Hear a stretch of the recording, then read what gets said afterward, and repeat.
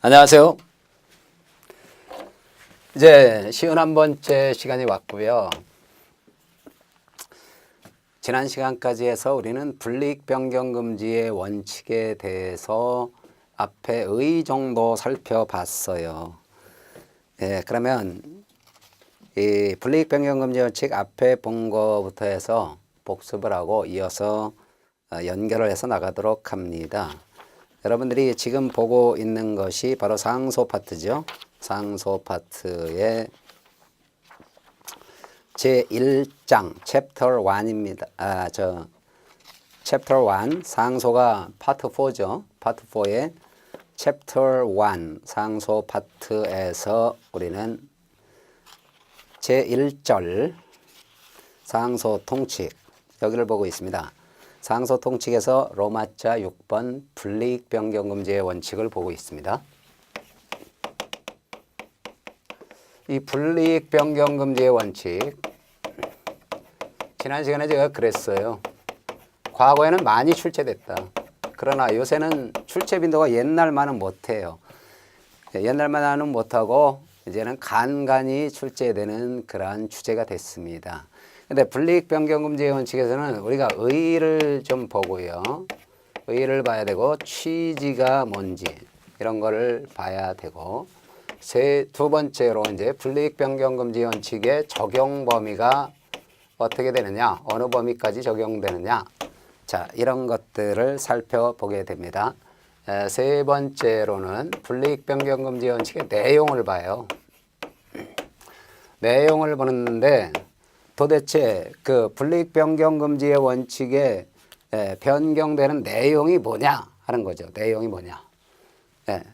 그러면 도대체 뭐를 불이익 변경하고자 하느냐 하는 그 내용을 살펴보고요. 여기서 그 다음에 이 불이익 변경 금지 원칙의 판단 기준을 봅니다.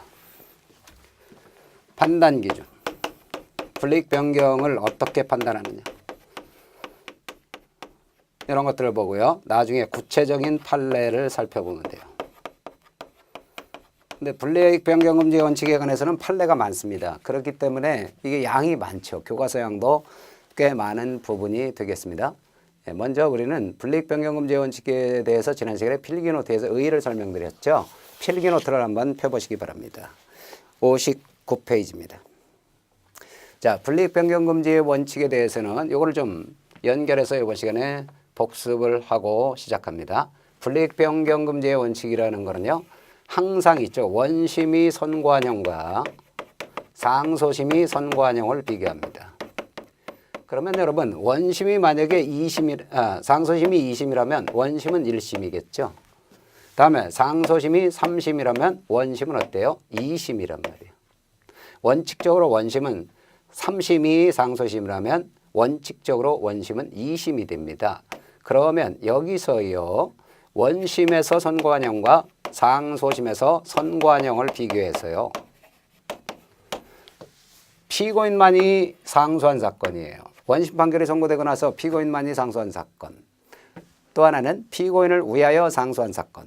피고인을 위하여 상소했다는 것은 상소 대리권자가 피고인을 위해서 상소했다. 상소 대리권자가 누굽니까 여러분? 법배 직형, 법정대리인, 피고인의 법정대리인, 배우자, 직계친족, 형제자매. 그리고 원심의 대리인 또는 변호인을 말합니다. 이런 상소 대리권자가 피고인을 위해서 상소한 사건. 또 하나는 검사가 피고인을 위해서 상소한 사건. 이게 피고인을 위하여 상소한 사건이에요. 또 하나는 피고인만이 상소한 사건.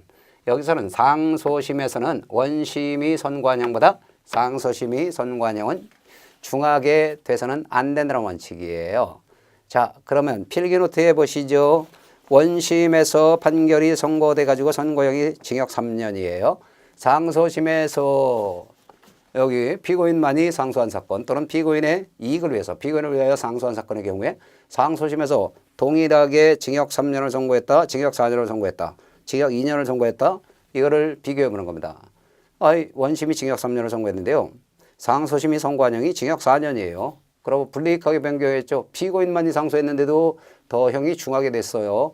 이거는 불이익 변경 금지 원칙에 반한다는 거예요.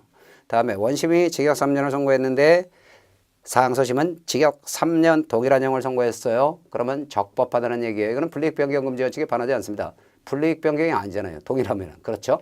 그리고 원심에서 선고한형이 징역 3년인데 상소심에서 선고한형은 징역 2년이었다. 그러면 이익으로 변경했죠. 자, 이익 변경은 언제나 환영합니다. 형사법에서는. 그러니까 피고인의 이익을 위해서 상소심이 형량을 낮춰준 것은 언제나 모든 사건의 경우 검사만이 상소했건 검사 피고인 쌍방이 상소한 사건의 경우에도 이익 변경은 언제나 적법합니다. 언제나 환영하기 때문에. 따라서 이거는 적법해요. 그러면 주의할 사항을 써놨죠. 불이익 변경 금지의 원칙은 원심과 상소심이 선고한형을 비교하는 겁니다. 조심해야 될 게 여러분 처단형을 비교하는 게 아니에요. 다음에 선택형을 비교하는 게 아니에요. 선택형이라는 건 뭐예요? 여기는 징역과 벌금 중에 하나를 부과하라 선택한 거죠. 네, 그러면 여기서도 원심에서 상소심에서 원심에서 선택한 형이 상소심에서 더 중하다 그래도요. 그거는 문제 삼지 않아요. 그냥 선고한 형만 동일하면 되는 겁니다. 선고한 형만. 그러니까 선택형을 가지고 따지지 않는다는 거예요. 그 다음에 이게 이제 가장 기본이 되는 거죠. 자, 그러면 선고형이지 법정형이나 처단형이나 선택형을 비교하는 게 아닙니다. 두 번째로 중형변경금지의 원칙이에요. 불이익변경금지의 원칙은 그러면 피고인만이 상소한 사건, 피고인을 위하여 상소한 사건의 경우 여기에 한해서 불이익변경금지 원칙이 적용되는데 상소심은 원심보다 중한형으로 변경할 수 없다는 겁니다. 그래서 중형변경금지의 원칙이라고 합니다. 중한형의 선고를 상소심에서 중한형을 선고하는 걸 금지하는 겁니다. 이걸 꼭 알아야 돼요. 그래서 경한형의 선고는 이익 변경이죠. 이건 언제나 환영입니다. 언제나 환영된다. 다음에 불이익 변경 금지의 원칙은 피고인만이 상소한 사건. 그러면 검사는 상소하지 않고 피고인만 상소했다는 거죠. 그 다음에 피고인을 위하여 상소한 사건. 이거는 상소될 건자인 법배직형, 피고인의 법정들인 배우자, 직계친족, 형제자매, 가족 등이라고 생각하면 되죠. 원심의 대리인, 변호인. 이런 사람들이 피고인을 위해서 상소한 사건. 또 하나는 검사가 피고인을 위해서 상소한 사건. 여기서 불이익 변경 금지 원칙이 적용돼요. 그러면 여러분 검사가 피고인을 위하여 상소한 사건이 있을까요? 네, 검사는 공익의 대표자이기 때문에 피고인의 이익도 보호해줘야 돼요. 따라서 피고인을 위해서 상소해 줄 수 있습니다. 그런 사건의 경우는 불이익 변경 금지 원칙이 적용된다는 거예요. 그러면 이걸 보고서 여러분 피고인 검사 쌍방이 상소한 사건에는 불이익 변경 금지 원칙이 적용된다는 거예요? 안 된다는 거예요? 안 된다는 거죠. 그리고 검사만 상소한 사건의 경우는 불이익 변경 금지 원칙이 적용되지 않습니다. 왜 그럴까요, 여러분? 자, 검사만 상소했다는 건 검사는 원심에서 선고한형이 너무 가벼웠다. 예. 또는 원심에서 선고한형이 선고가 무죄, 원심에서 선고한형이 너무 가벼웠다. 그걸 이유로 네, 상소할 수 있어야 되는 거 아니에요? 검사도 상소하는 이익을 보장해 줘야 되기 때문에 이때는 불이익 변경 금지 원칙이 적용되지 않고 중한형을 선고할 수 있어요. 다음에 검사 피고인이 쌍방이 상소한 사건의 경우도 피고인만 생각할 게 아니죠. 검사 입장을 고려해야 하기 때문에 이때는 중한형을 선고할 수 있습니다. 불이익 변경 금지 원칙이 적용되지 않는다는 거지요. 네, 그러면 불이익 변경 금지 원칙에 관련된 판례를 나중에 이제 살펴볼 건데 교과서를 봅니다. 먼저 관련 조문이 나와 있어요. 불이익 변경 금지 원칙은 항소에 대해서는 368조가 그리고 상고의 경우에는 396조가 규정해 놓고 있습니다. 조문에 뭐라고 되어 있냐? 피고인이 항소 또는 상고한 사건. 이걸 갖다 항소 또는 상고를 상소라고 읽으면 되죠. 그래서 피고인이 상소한 사건이에요. 이거는 피고인만이 상소했다는 얘기예요. 그 다음에 피고인을 위하여 상소한 사건. 피고인을 위하여 항소 또는 상고한 사건. 여기서는 상소심에서는 어때요? 원심 판결의 형보다 중한형을 선고하지 못한다는 겁니다. 자, 중한형을 선고하지 못한다. 자, 형광펜 처리하세요. 거기다 선고에다 특별히 동그라미를 하시기 바랍니다. 선고하지 못한다는 건 뭐예요? 중한형의 선고만 금지한다는 거예요. 그러니까 여러분은 불이익 변경 금지의 원칙은 원심이 선고한 형보다 상소심이 선고한 형은 중해서는 안 된다는 거죠. 어느 사건의 경우에 한해서는 피고인만이 상소했거나 피고인을 위하여 상소한 사건의 경우에는. 자, 그러면 이때는요. 선고형, 원심이 선고한 형과 상소심이 선고한 형을 비교해서 상소심이 선고한 형이 원심보다 중해서는 안 된다. 무거워서는 안 된다는 겁니다. 예, 그러면 법정형이 중해서는 안 된다. 이거 아니에요. 법정형을 비교하지 않습니다. 처단형을 비교하지 않습니다. 선택형을 비교하지 않는다는 거 이런 걸 알아두시기 바랍니다. 그러면 불이익변경금지 원칙의 근거는 어디 있느냐 써놨죠. 헌법에는 없다. 그런데 형소법에만 있어요. 다음에 불이익변경금지의 원칙을 인정하는 취지는 왜 인정을 하겠느냐 하는 거죠. 불이익변경금지의 원칙은요. 피고인만이 상소했는데 중하게 변경되면 누가 상소해요? 여러분? 여러분 같으면 상소하겠습니까?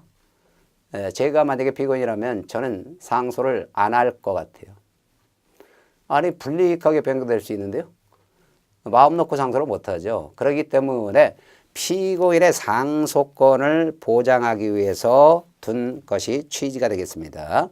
네, 그러면 피고인의 상소권을 보장하기 위한 거다 하는 거. 이게 판례 태도예요. 피고인만이 상소해요. 한 사건의 경우에도 중하게 변경되면 상소하는 걸 꺼리게 돼요.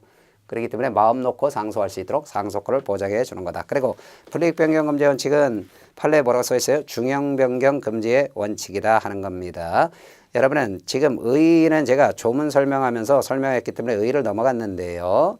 자, 의의에서 여러분이 형광펜해야 될 게 뭐냐? 자, 피고인만이 상소한 사건, 피고인을 위하여 상소한 사건. 여기다 형광펜 처리하세요. 그 다음에 상소심은 원심 판결의 형보다 중한형을 선고하지 못한다는 원칙. 고딕체에다가 형광펜. 그리고 중형변경금지의 원칙을 말한다. 중형변경금지의 원칙에다 형광펜 처리하시고요. 취지는 뭐라고요? 피고인의 상소권 보장을 위해서 그런 거다. 그 다음에 이거는 중한형의 선고를 금지하는 거예요. 중형변경의 금지의 원칙이다. 그러면 불이익변경금지의 원칙의 적용 범위는 어느 범위에서 적용되느냐 하는 거예요. 피고인만이 상소한 사건에 적용됩니다. 피고인만이 상소한 사건. 그렇기 때문에 그러므로 여기서는 피고인만이 상소한 사건이 아닌 것들은 불이익변경금지 원칙이 적용되지 않을 거 아니에요. 검사만 상소했거나 검사 피고인 쌍방이 상소한 사건에는 적용되지 않는다는 게 바로 딸려 나오는 거죠. 그러면 그 관련 판례예요. 실질적으로 피고인만이 상소한 사건에 불이익변경금지 원칙이 적용되느냐 문제가 나오죠. 보세요. 제1심 유죄 판결에 대해서 피고인만의 공소가 있는데 이게 옛날 판례이기 때문에 공소라 그랬는데요. 이거는 항소라고 생각하면 돼요. 그러면 1심 유죄 판결에 대해서 피고인만이 항소를 한 사건에 대해서 2심 유죄 판결에 대해서 검사의 상고가 있다는 겁니다. 그러면 어떻게 돼요, 여러분? 자, 1심 판결에 대해서 피고인만이 항소했고요. 검사는 항소를 포기했다는 거 아니에요? 1심에서 판결이 선고되고 2심 갈 때 이 항소를 자, 검사는 안 했다는 거예요. 피고인만 했다는 거죠. 그러면 여러분들은 불이익변경금지 원칙이 2심에서 적용되기 때문에 2심은 1심보다 중한형을 선고해서는 안 되는 겁니다. 그런데 여기서 2심 법원이 판결을 선고하자, 유죄 판결을 선고하자 검사가 상고한 거예요. 그러면 3심 법원에다 상고를 한 게 검사는 했어요. 지금 보세요. 검사는 항소를 안 했다가 2심 법원의 판결이 나자 이게 너무 가볍다 그래서 상고한 거 아니에요? 네. 그러면 지금 요 3심에서 2심보다 중한형을 선고할 수 있을까요? 만약에 그렇게 되면 어떤 문제가 생겨요? 검사는 지금 항소 안 했잖아요. 요 항소심 2심에서는 피고인만이 상소했으니까 불이익변경금지 원칙을 줄여서 이렇게 이렇게 씁니다. 요거를 적용하게 되죠. 그런데 상소심에서는 적용하지 않는다 그러면 2심에서 불이익변경금지 원칙이 적용된 게 상고심에서 3심에서 적용되지 않는다 그러면 그때는 불이익변경금지 원칙이 적용되지 않는 결과가 되죠. 그렇지 않습니까? 결과적으로 어떻게 돼요? 1심에서보다 중한형을 선고할 수 있게 되잖아요. 자, 보세요. 1심에서 선고한 형보다 중하게 선고 못해.